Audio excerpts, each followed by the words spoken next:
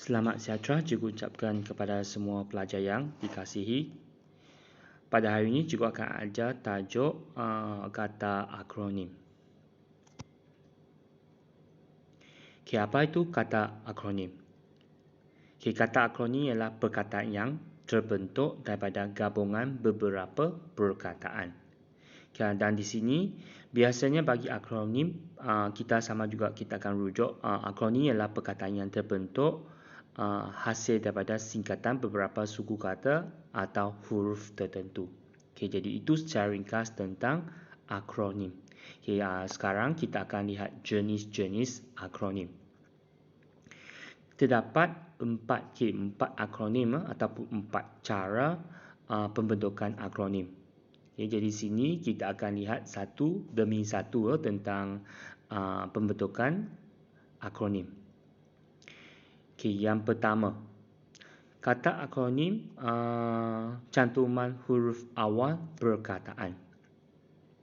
Jadi sini akronim ini terbentuk daripada gabungan beberapa huruf awal rangkai kata yang lazimnya terdiri daripada kata nama khas dan ditulis dengan huruf besar keseluruhannya.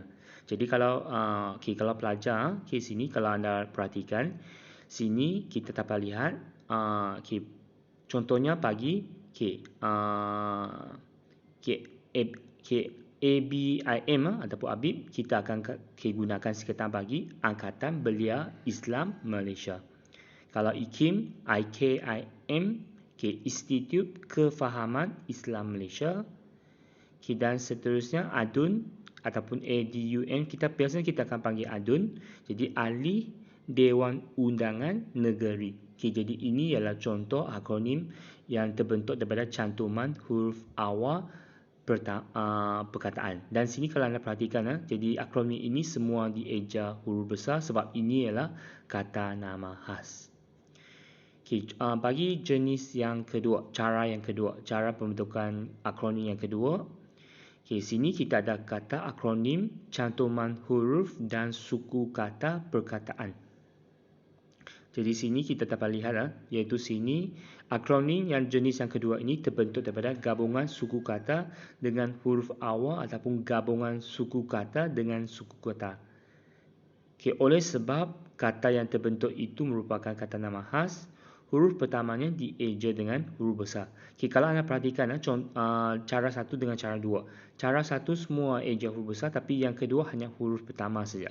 Jadi kita dapat lihat MARA ini daripada Majlis Amanah Rakyat.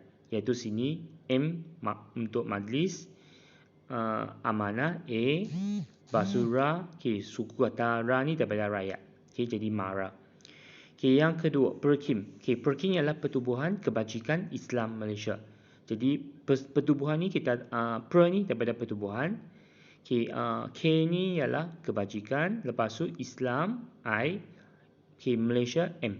Jadi itu kita akan bentuk PERKIM. Bernama pula. Bernama ialah daripada perkataan Berita Nasional Malaysia. Jadi sini berita BER, national kita ambil suku kata na, Malaysia kita ambil suku ma. Jadi kita akan bentuk bernama. Contoh seterusnya ialah perkeso. Perkeso daripada perkataan Pertubuhan Keselamatan Sosial. Jadi pertubuhan ni kita per daripada pertubuhan, keselamatan, sosial. Jadi kita akan bentuk perkeso. Jadi ini contoh yang kedua. Cara pembentukan akronim yang ketiga pula ialah kata nama ataupun kita akan kata akronim ini cantuman suku kata awal perkataan. Jadi akronim yang ketiga ni ialah terbentuk dengan gabungan suku kata dengan suku kata dan ditulis dengan huruf kecil keseluruhannya kerana perkataan yang terbentuk bukan kata nama khas. Jadi sini kita dapat perhatikan sini. Contohnya sini tabika. Tabika ni ialah daripada perkataan Taman Bimbingan Kanak-kanak. Iaitu sini ta ialah daripada taman. B ialah daripada bimbingan. Iaitu dia ambil B saja. Lepas tu K. K sini ialah kanak-kanak. Yang kedua, contoh kedua, pawagam. Panggung wayang gambar. Jadi Pa daripada perkataan panggung, Wa daripada perkataan wayang, Gam gambar. Okay, daripada perkataan gambar, jadi pawagam. Contoh bagi kugiran pula. Okay, kugiran ialah daripada perkataan kumpulan gitar rancak. Okay, jadi kumpulan di sini, ku daripada perkataan kumpulan, gi daripada gitar, rang ialah daripada perkataan rancak. Jadi kugiran. Okay, yang ini saya cerpen memang saya pelajar selalu belajar tentang cerpen. Jadi cerpen ialah daripada perkataan cerita pendek, iaitu cerita, pen daripada pendek. Jadi cerpen. Okay, dan yang terakhir, okay, bagi cara pembentukan akronim yang keempat, iaitu cantuman bahagian awal perkataan pertama dengan bahagian lain perkataan berikutnya. Okay, iaitu sini kalau anda perhatikan contoh yang keempat ini ialah kita gunakan huruf. Okay, kita lihat yang perkataan yang digaris, huruf atau suku kata perkataan pertama dengan bahagian lain perkataan yang berikutnya. Jadi sini kita dapat perhatikan jentolak, okay, daripada perkataan jentera tolak, iaitu jen sini, jentera kita ambil jen, okay, lepas tu tolak kita ambil keseluruhan perkataan. Sama juga debunga, debu bunga. Jadi debu bunga, sini debu kita ambil de saja, lepas tu bunga, debu bunga.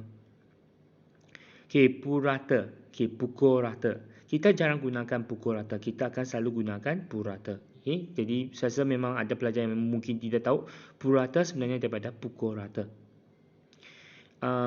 Okay, jadi yang terakhir pula, okay, halaju. Okay, halaju ialah hala laju. Jadi sini ha ialah daripada hala, lepas tu laju. Okay, halaju. Okay, ataupun kelajuan yang telah ditetapkan. Okay, jadi itu secara ringkas tentang tajuk kata akronim. Jadi itu saja topik kita pada hari ini. Jadi sekian, terima kasih.